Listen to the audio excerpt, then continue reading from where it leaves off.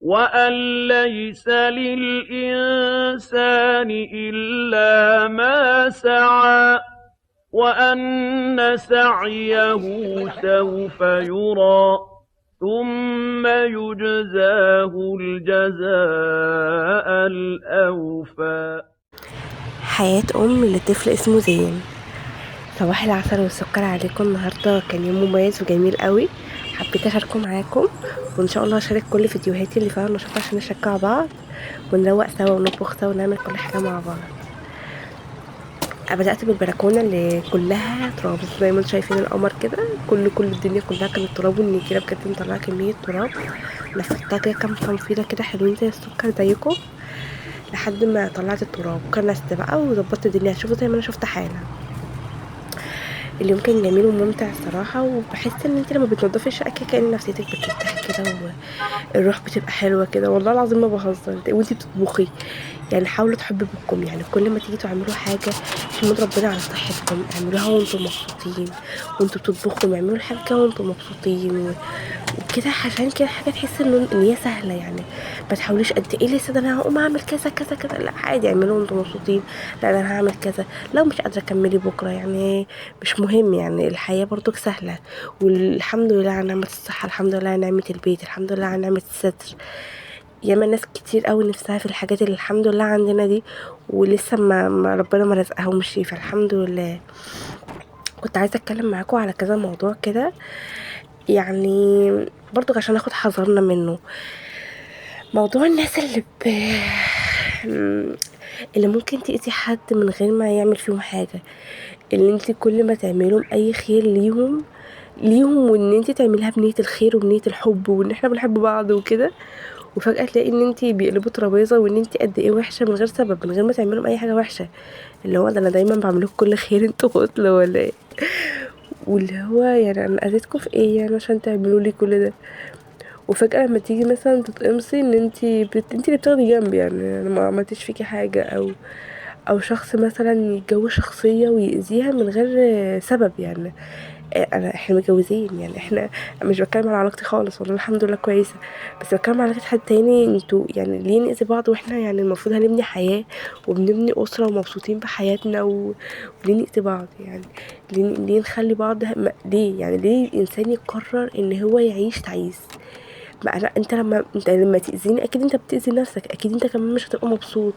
فليه الانسان يقرر حياته انا خلاص انا هعيش حياة تعيس؟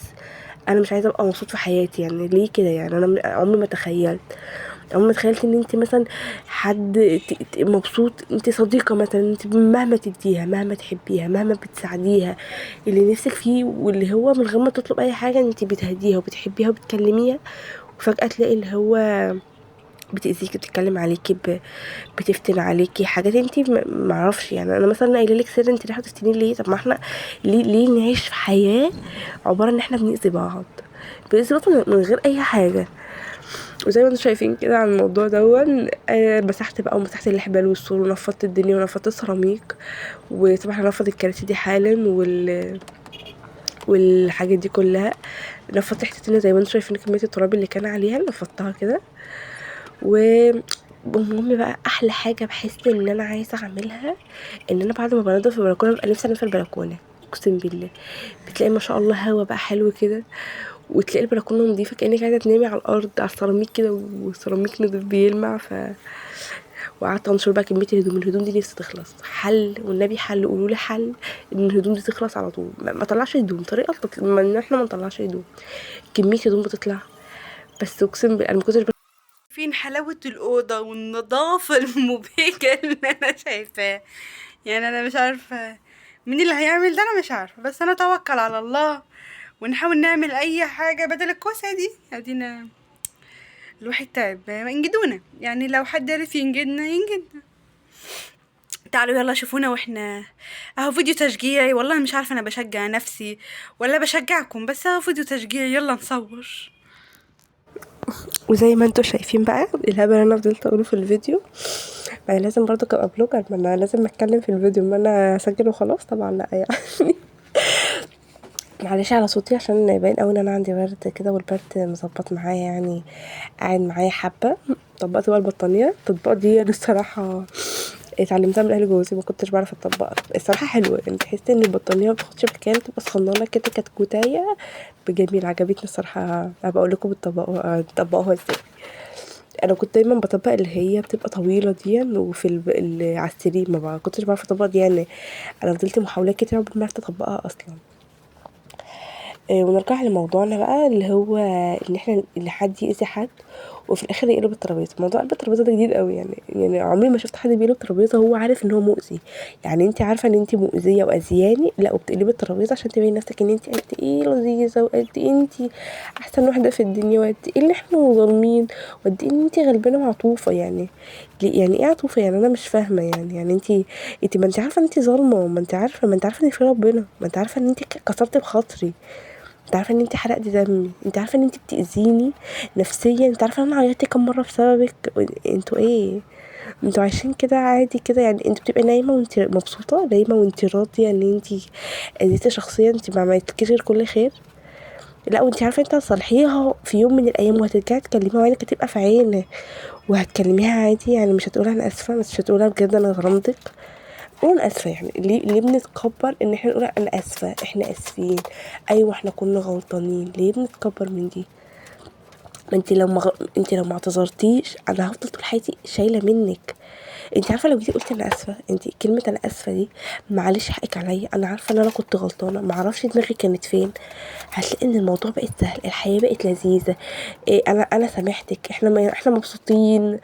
يعني ايه مش بتفكروا يعني ما نسيش بعض يعني.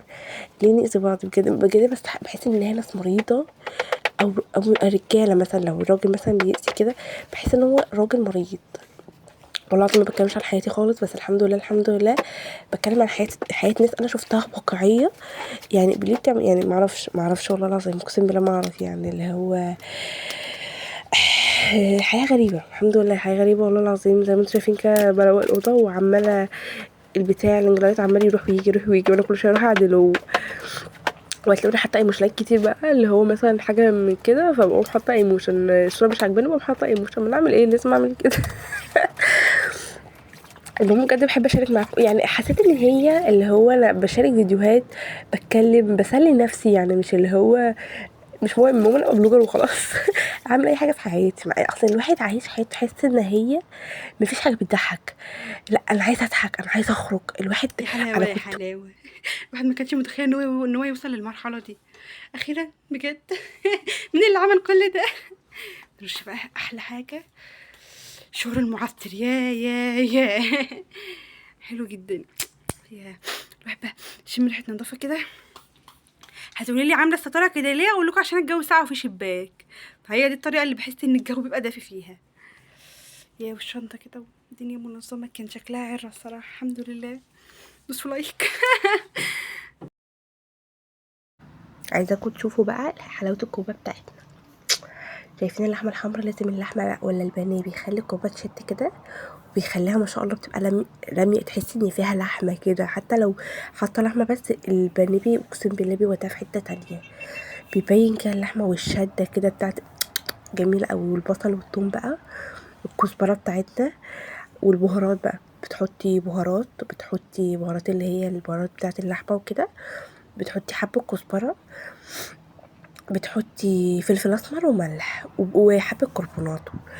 بصي بتودي الكوبا في حته تانية. وبتحط، شايفين اللحمه لازم اللحمه تبقى حمرا، لا اللحمه من الفخذ، معرفش اللحمه مش عارفه اللي بتبقى مستنيه بتبقى من لحمه تانية كده برضو بتبقى تحفه قوي. مش اي لحمه للكوبيبه. ولازم ميبقاش فيها دهن عشان تبقى باينه برضو، لو فيها دهن لازم يتشال خالص. عملت كل بقى الحاجات دي كلها في الكبه بتاعتنا. والخضار دي يعني بصي بتقومي واخده الخضار والبصل والثوم كده قلبه، وبعدين ولازم اللحمه تاخد عرق، تحطيها في الكبه كده تاخد عرق كده زي ما انتوا شايفين بنصبعها. واسهل حاجه التصبيع والله يعني. بصوا يعني انا بحب الصوابع اصلا، بس احنا بالطبيعي عندنا هنا في مصر لازم القرص كده يبقى ما شاء الله عليه باين. ودي بعد ما خلصنا بقى الكوبيبه، الاضاءه كانت زفت زفت زفت لان انا اصلا كنت عند والدتي، فما كانش في اضاءه حلوه وكده. فبصوا الصراحه الكوبيبه كان طعمها خطير خطير خطير، واللحمه كانت بتشد، والكوبيبه كانت تحسي ان هي اصلا حمرا كده وحلوه وانتي بتاكليها كده. اوريكم بقى المنظر في الاخر، لازم انهي كده الفيديو حاجه تشوقكوا كده للاكل. ومع اللحمه بقى شايفين الدخان اصلا، يعني انتوا شايفين الدخان وحلاوته، شايفين طعم الكوبيبه. يعني انا لو ينفع اوزع لكم راس كده كل واحد قرص، يعني ده والله العظيم تحفه تحفه تحفه.